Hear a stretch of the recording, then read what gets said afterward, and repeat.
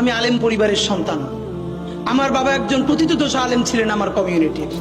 আমি আলেমদের সাফারিংস জানি। সুতরাং শাহবাগে যারা গিয়েছে না বুঝে, তারাও যদি তওবা করে, আমরা তাদের সাথেও জুলুম করতে চাই না, তাদের সাথেও আমরা ইনসাফ চাই। আমি আমার শত্রুর সাথেও ইনসাফ চাই। যেই আওয়ামী লীগ গণহত্যা করে নেয়, ধর্ষণ করে নেয়, আয়নাঘর করে নেয়, সেও যদি ট্রুথ অ্যান্ড রিকনসিলিয়েশন কমিশন করে তওবা করে ফিরে আসে, নতুন বাংলাদেশ বিনির্মাণে অংশ নিতে চায়, আমরা তাকেও ক্ষমা করে দিয়ে তার সাথেও ইনসাফ করতে চাই। কিন্তু তার আগে বিচার নিশ্চিত করতে হবে। এত কথা বলবার এক কারণ, ভাইরা আমার, আমাদের অনেক অন্যরা বলা ভিন্ন কথা, আমাদের অনেক মাদ্রাসার ছাত্ররাও দেখি নারীদেরকে হরে বরে শাহবাগী কমেন্ট করেন, শাহবাগী লেখেন, শাহবাগী বইলা গালিগালাজ করেন। দেখেন, এইটা কি ইসলামের কোন মোরালসের মধ্যে আছে? একজন যেই কাপড় চোপড়ে পড়ুক, ইসলামের মোরালস তো বলে তার থেকে তাকানোই যাবে না। যদি আমি সেরকম ভালো মুসলমান হই, তাকাইছি, এরপর আবার তারে আল্লাহ রাসূল বললেন, আল মুসলিমু মান সালিম আল মুসলিমুনা মিন লিসানি ওয়া ইয়াদি। অথচ আমি এক মেয়েরে ডাকতেছি শাহবাগী এই বইলা, এ কেমন মুসলমান ভাই? এখন তার মাথায় যদি আবার একটা টুপি থাকে এবং পরনে পাঞ্জাবি থাকে, এই মেয়ের মনস্তত্ত্বে ইসলাম, মুসলমান, মাদ্রাসা সম্বন্ধে কি ভয়ানক অবস্থা তৈরি হয় আপনি ভাবেন তো। আমি এখন এটা বুঝতে পারি আমাদের যে এই ভাইয়েরা কেন তাদেরকে এই পোশাক আশাকে দেখলে শাহবাগী ডাকে, কারণ সেই গত 15 বছর ভীষণ যন্ত্রণার মধ্যে দিয়ে গেছে। শাপলার ভয়াবহ রাতে যে থাকে নাই, শাপলার দুঃসহ যন্ত্রণা সে কোনোদিন বুঝবে না।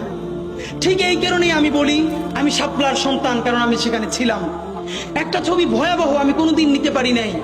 দুই ভাই, একজনের লাশটা বুকে জড়াইয়া এরকম ধইরা আছে, যাইতেও পারতেছে না, নিতেও পারতেছে না, পতাকা চড়ানো, চতুর্দিকে গুলি, শাপলার বিভীষিকাময় দিন রাত। কিন্তু এই জন্য কি আমরা আমাদের সাথে যে জুলুম হয়েছে, আমরা কি আরো আরেকটা জুলুম কারোর সাথে করতে দিব? না, আমরা জুলুম করতে দিব না। আমরা আমাদের জীবন দিয়ে হইলেও আমার শত্রুর সাথেও ইনসাফ চাইবো। আজকে আমি হাটহাজারিতে দাঁড়ায় এই কথাটা কেন বললাম? আমি সারা বাংলাদেশের আর কোনো মাদ্রাসায় মসজিদে এই কথাটা বলতাম না, কারণ হাটহাজারিতে আমি এসেছি। এইটা হলো সারা বাংলাদেশে যারা মূলধারার আলেম, আলেমদেরকে ভালোবাসে, তাদের রুহানিয়াতের জায়গা, তাদের অন্তরের সব থেকে শ্রদ্ধার জায়গা। সুতরাং আমার যদি কোনো কষ্ট থাকে, আমি আমার মুরব্বীদের কাছে বলবো না, কারে বলবো? আমার যদি ভুল থাকে, আমি তাদের কাছ থেকে দোয়া নিব না, কার কাছ থেকে দোয়া নিব? আপনাদের কাছে বিনীত অনুরোধ করি, হরে দরে কাউরে শাহবাগী বলা যাবে না। নাম্বার 2, অন্তত দেখতে চাই ফেসবুকের পর থেকে, আলেম থেকে, মাদ্রাসা থেকে আমাদের ভাইদেরকে বুঝাইতে হবে, কথা পছন্দ না হইলেই দুনিয়ার কোন নারী তো ভালো কথা, দুনিয়ার কোন পুরুষেরও শারীরিক অবয়ব নিয়ে আমরা কোনোদিন কথা বলতে পারি না। আপনারা আমার যত মারধর করেন, আমি এটা বলবো, আল্লাহ রাসূল বলেছেন? ইভেন কোন কাফিরের শারীরিক অবয়ব নিয়ে বলেছেন? না, বলেন নাই। হেফাজত ইসলামের ঢাকা বিরাট মহাসমাবেশে দুই একজন ভাই ভুলে দুই একটা বাজে শব্দ উচ্চারণ করেছেন, আপনাদেরকে বিনীত ধন্যবাদ জানাই। আমরা ইনকিলাব মঞ্চ থেকে ফোর্স করেছি, বলেছি না, এইটা হতে পারে না, দুঃখ প্রকাশ করেন। এই জুলাই আমাদেরকে কি এনে দিয়েছে? হেফাজতের বর্তমান স্ট্যান্ড দেখে আমরা অবাক হই। আলহামদুলিল্লাহ, প্রত্যেকটা ইস্যুতে হেফাজতের এখন বিবৃতিগুলো আমি সময় নিয়ে পড়ি। এর মানে নতুন কিছু এখানে ইনপুট হচ্ছে, আমাদের ভাইয়েরা পড়াশোনা করছে, এটা রিফ্লেকশন আছে। আমি ভাইদের কাছে যারা এখানে আছেন বিনীত অনুরোধ করি, পর থেকে এটা দেখতে চাই। আপনারা এরপর থেকে যত বিবৃতি হেফাজত থেকে দিবেন, এরপর থেকে শুধু বাংলায় দিলে হবে না, প্রত্যেকটা বিবৃতির সাথে সাথে ইংলিশ এবং আরবিতেও দিতে হবে। হেফাজতের রাজনীতি তো শুধু বাংলাদেশে না, তারাই আমেরিকান এম্বাসিতে গিয়ে বোঝানো হয় এরা জঙ্গি, এরা মৌলবাদী। আমেরিকান এম্বাসির যিনি আমেরিকান রাষ্ট্রদূত, কানাডিয়ান, অস্ট্রেলিয়ান রাষ্ট্রদূত, সে তো আর বাংলা জানে না।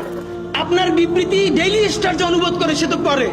তো এই যে প্রথম আলো, ডেইলি স্টার বা মিডিয়া ঠিক ইনভার্টেড কমার মধ্যে অনুবাদের যে কি রাজনীতি করতে পারে, এইটা আমরা জানি। সুতরাং আপনি এই রাজনীতির সুযোগ দিবে কেন? আপনি বরং এখন থেকে যত বিবৃতি দিবেন, প্রত্যেকটা বিবৃতির সাথে সাথে ইংলিশ, আরবি এবং বাংলা ভার্সন দিয়ে দিবেন, এবং সাথে সাথে ওয়েবসাইটে আপলোড হবে, যাতে কেউ এটা আর বিকৃতি করতে না পারে। এটা আমাদের বিনীত অনুরোধ। নাম্বার 2, হেফাজতের এই জায়গা থেকে নতুন যে ইমপ্রুভমেন্ট ঘটছে, আপনাদের কাছে বিনীত অনুরোধ করি, আমাদের ভাইয়েরা, জুলাই শেষ হয় নাই, এই জুলাইরে যদি চূড়ান্ত বিপ্লবে আমরা পরিণত করতে না পারি, শুধু একটা কথা মনে করাই শেষ করি। আপনারা নিশ্চয়ই জানেন 1857 সালে মহাবিদ্রোহেও সিপাহী বিপ্লবে আমরা জিতে গিয়েছিলাম ব্রিটিশদের বিরুদ্ধে। একদম 90% যখন জিতে গেছি, দীর্ঘ লড়াই, একদিকে টিপু সুলতান, একদিকে ঝাঁসির রানী, তুমুল বিপ্লব। একমাত্র হিন্দুদের মধ্যে এলিট হিন্দু শ্রেণী, আবারও বলি সবাই না, কারণ হিন্দুদের মধ্যে মঙ্গল পাণ্ডে বুক চিতিয়ে লড়াই করেছে। এই চট্টগ্রামের সন্তান হাবিলদার রজমালির নাম কেউ বলে না, ইতিহাস থেকে নাই করে দিয়েছে। আপনারা তার নাম শুনেছেন? সিপাহী বিপ্লবে যদি দুইটা নাম থাকে, এর একটা মঙ্গল পাণ্ডে আর একটা হাবিলদার রজমালি। ইতিহাস পড়িও না, নতুন করে তৈরিও করি না, পাবলিকেশনও বানাই না, শুধু রাস্তা কাঁপাই দিলে হবে না ভাই। হাবিলদার রজমালি এই ব্রিটিশদের বিরুদ্ধে পার্বত্য অঞ্চলে যুদ্ধ করতে করতে পার্বত্য চট্টগ্রামের ঘোড়া নিয়ে ঢুকে গেছে। একটা সময় সঙ্গীহারা হয়ে গেছে, ব্রিটিশদের কাছে জীবন দিবে না, এই জন্য তিনি চিরতরে পার্বত্য চট্টগ্রামের ভিতরে ঢুকে গেছে, আর ব্যাক করেন নাই। তিনি মনে করেছেন যুদ্ধ করতে করতে প্রয়োজনে হারিয়ে যাব, তবু আমার স্বাধীন জীবন ব্রিটিশ বেনিয়াদের কাছে হত্যা হইতে দিব না। সেই হাবিলদার রজমালির সন্তান এই বীর চট্টলা। আমাদের ইতিহাস তো আমরা জানি না। দেখেন, সেই বিপ্লব যখন হারিয়ে গেল, আপনারা জানেন কিনা, ইতিহাস বলে বাংলাদেশে বড় বড় গাছে এমন কোন ডাল ছিল না গ্র্যান্ড ট্রাঙ্ক রোডে, যেই গাছের ডালে ডালে সিপাহী বিপ্লবের যেই সব সৈনিক এই বিদ্রোহে অংশ নিয়েছিল তাদেরকে ঝুলিয়ে ফাঁসি দেওয়া হয়েছে। তাদের বাবাকে, তাদের সন্তানদেরকে জগন্নাথ বিশ্ববিদ্যালয়ের সামনে বাহাদুর শাহ পার্ক গিয়ে দেখবেন, এখনো তাদের নাম লেখা আছে। আগে ছিল ভিক্টোরিয়া পার্ক, পরে আমাদের বাহাদুর শাহের নামে করা হয়েছে। গিয়ে দেখবেন প্রকাশ্য দিবালোকে গাছের সাথে ঝুলিয়ে আমাদের বিপ্লবীদেরকে ফাঁসি দেওয়া হয়েছে। শুধু তাই না, 5 দিন 7 দিন ধরে সেই লাশ ঝুলিয়ে রাখা হয়েছে, যাতে মানুষ দেখে শিক্ষা পায় আর কেউ কোনোদিন ব্রিটিশদের বিরুদ্ধে বিপ্লব বা বিদ্রোহ করতে না পারে। দেখেন, বিপ্লব জিতে যাওয়ার আগে আমরা যখন সামান্য ভুলে পরাজয় হয়েছে, আমাদের লাশ গাছে গাছে ঝুলেছে। এরপর মুক্তি আসতে আরো 100 বছর লেগেছে। 1857 সালে মুক্তি আসতে পারত। আপনারা নিশ্চয়ই জানেন 1757 সালের পরে 1857 সালে এই 100 বছরেও ব্রিটিশরা আমাদেরকে যেই ক্ষতি করতে পারে নাই, 1857 সালে মহাবিদ্রোহে আমাদের পরাজয়ের পর তার 1000 গুণ ক্ষতি তারপরে তারা করেছে। আমাদের সমস্ত সম্পদ ধ্বংস করে দিয়েছে। যারা জমিদার ছিল সেই মুসলমানরা তাদেরকে কৃষক বানিয়ে দিয়েছে। শুধু কৃষক না, ভূমিহীন কৃষক বানিয়ে দিয়েছে। ভাইয়েরা আমার, এই জুলাই যদি এটাকে বিপ্লবে পরিণত করতে না পারি, চূড়ান্ত যোগ্যতা অর্জন করে যদি এটাকে চূড়ান্ত পিকে যেতে না পারি, সামনে বাংলাদেশে আমাদের জন্য ভয়াবহ সে আর একটা সিপাহী বিপ্লবের করুণ প্রতি অপেক্ষা করছে। আপনারা অনেকে ভাবতেছেন এইটাও কি সম্ভব? জামাতের ভাইয়েরা অনেকে বুঝে না, বলে কি করে সম্ভব। মনে করাই দেই, শহীদ নিজামী মুজাহিদ সাহেবেরা মন্ত্রী হিসাবে সর্বশেষ যখন সম্ভবত 2006 বা 2007 মন্ত্রী ছিলেন, বলেন তো তার কয় বছর পর তাদেরকে ফাঁসি দেওয়া হইল? 10 বছরও লাগে নাই। রানিং ফুল মন্ত্রী ছিল, লক্ষ লক্ষ মানুষ তাদের সাথে ছিল, তাদের মন্ত্রণালয়ে একটা পয়সার দুর্নীতি বের করতে পারে নাই। 10 বছরের মধ্যে মন্ত্রিত্বের পর তাদেরকে ফাঁসি দেওয়া শুধু হয় নাই, তাদের সন্তানরা তাদের জানাজাটা পর্যন্ত পড়তে পারে নাই। সংখ্যা দিয়ে হয় না ভাই, কোটি কোটি মানুষ দিয়ে সবকিছু হয় না। আজকে আপনারা প্রথম আলোর বিরুদ্ধে বলেন, এই যে আসার সময় বলতেছিলাম শায়েকরে, প্রথম আলোর প্যারালাল কাছাকাছি একটা পত্রিকা কি আমরা দাঁড় করাইতে পারছি? অনেকে বলে আমার দেশের কথা, আজকে শুধু বলি, পরশু জানলাম প্রথম আলোর 10 ভাগের 1 ভাগ বিনিয়োগ এবং আর্থিক সংগতি আমার দেশের নাই। 5 কোটি টাকা হইলে আমার দেশে একটা নতুন প্রেস কিনতে পারে, তাইলে পত্রিকাটা ঠিক মতো ছাপাইতে পারে, ভাড়া লাগে না, সেই টাকাটাও তাদের নাই। ভাই, ভালোবাসা দিয়া পয়সার কাজ হয় না। 50,000 টাকা যে এই লোকটার স্যালারি, এই কাজ যদি 20,000 টাকা দিয়ে করাইতে চান, কোনদিন 50,000 টাকা রিপোর্ট এবং স্কিল আপনি পাবেন না। ওই 50,000 টাকাই লাগবে। মানুষ মাগনা কাটে 3 দিন, একজনের দাওয়াত খাওয়ায় 2 দিন 3 দিন, তারপরে আর চলে না। আমাদের আর্থিক যোগ্যতা অর্জন করতে হবে। আমাদের অনেকগুলো প্রতিষ্ঠান লাগবে, একটা প্রতিষ্ঠান না। আমাদের ভাইদের সমস্যা কি জানেন?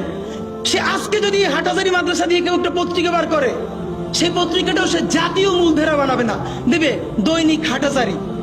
সে বানাবে মানে কোনো না কোনো ঘুরে ফিরা তার চিন্তায়, মননে, মগজে প্রথমে হয়তো হাটহাজারী, সর্বোচ্চ বড় হইলে হেফাজত, এরপরে সর্বোচ্চ বড় হইলে বাংলাদেশের শুধু মুসলমান। ভাইরা, এই মুসলমানের বাইরের যে জনগোষ্ঠী, সেটা কি আপনার না? আপনি ভাবেন এই দেশের আপনি প্রধানমন্ত্রী, তারপরে ভাবেন আপনার জনগোষ্ঠী কারা, আপনি সেরকম চিন্তা করেন।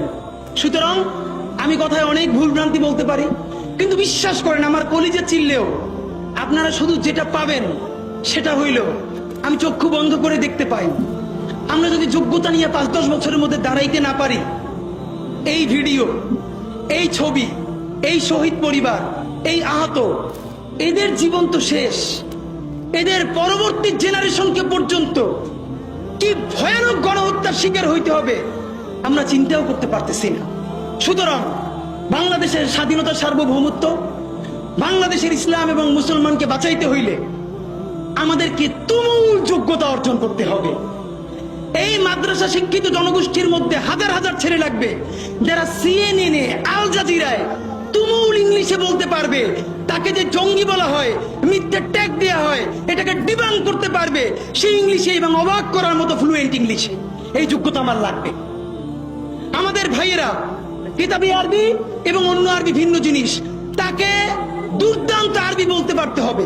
আমাদের প্ল্যাকার্ডে ইংলিশ কই, আমাদের প্ল্যাকার্ডে আরবি কই। ভাই, নিজের কাজ নিজে না করলে অন্য কেউ কইরে দেয় না। প্লিজ আপনারা কয়দিন আমারে, কয়দিন ওরে ভাই মনে করবেন, এরপর তো আমি আপনার বিপক্ষে বলবো, তখন আবার গাই লেবেন, এইটা কইরেন না। নিজে শক্তিশালী হন, নিজে যোগ্যতা অর্জন করেন।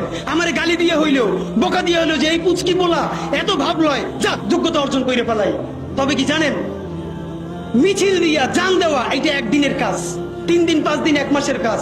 যোগ্যতা তো আর 1 বছরে অর্জন হয় না। এটা বিরাট একটা জিহাদ।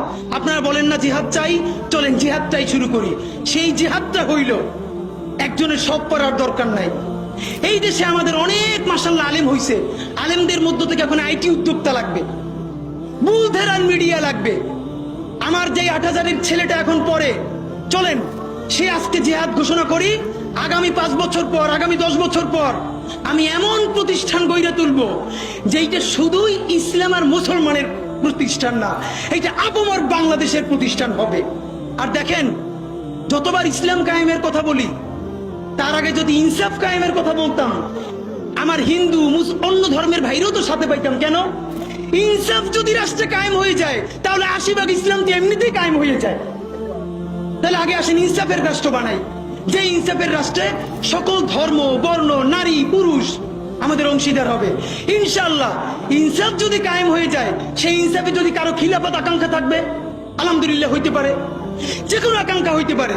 তা আপনাদের কাছে বিনীত অনুরোধ, আমি শুধু এটুকুন বলতে আসছি, প্লিজ একটা মেয়েকে দেখে সে যা কাপড় চুপুর পড়ুক। ভাই, একটা মেয়ে যদি উলঙ্গ হইয়াও হাইটে যায়, প্রথমত তো আমি যদি মাদ্রাসার ছাত্র হই, মুসলমান হই, তার দিকে তো তাকানোই আমার জায়েজ নাই। তাকাই এরপর আবার তার কটু কথা বলি, ভাই এরকম তো হবে না। হ্যাঁ, কেন বলে? তার ওই প্রচুর সাফারিং, এই শাহবাগীরা আমাদের জীবনকে ধ্বংস করছে। ভাই, সেইটার বিরুদ্ধে যদি আমিও তার মতো করি, সে তো আরো ক্ষিপ্ত হয়ে উঠবে। বরং আমি তার এমন আদর্শ দিয়ে বিজয় করার সময় এসছে, সে যেন বাসায় গিয়ে বলে যে এই ছেলে মেয়েগুলোর জঙ্গি মনে করতাম, এদের সাথে মিশে দেখলাম অদ্ভুত, এদের ব্যাপারে তো মিথ্যে কথা বলা হয়, এদের কাছেই আমরা সবচেয়ে নিরাপদ। সুতরাং এই দাড়ি টুপিওয়ালা মানুষগুলোই, এদের কাছেই বাংলাদেশের সমস্ত নারী এবং অন্য ধর্মের মানুষ নিরাপদ হয়ে উঠবে, বাংলাদেশ নিরাপদ হয়ে উঠবে। সেই প্রত্যাশায় আপনাদের কাছ থেকে দোয়া নিয়ে শেষ করছি। বাংলাদেশ জিন্দাবাদ, ইনকিলাব জিন্দাবাদ। আসসালামু আলাইকুম।